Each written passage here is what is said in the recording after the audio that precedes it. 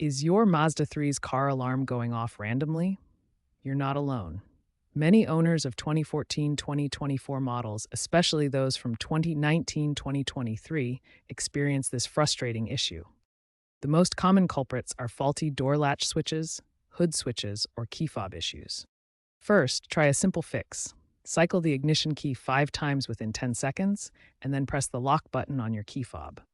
This resyncs it with the car's computer, the body control module, or BCM. Next, check your hood switch under the hood latch for any corrosion or debris. Clean it if needed and ensure it's securely connected.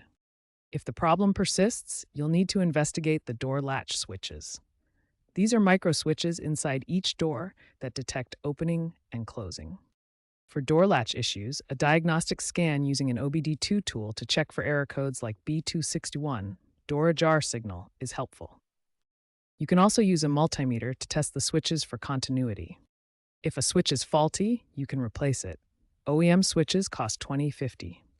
Note that Mazda issued TSB 01-017-252208 in mid-2025, specifically addressing faulty door latch switches in 2019-2023 models.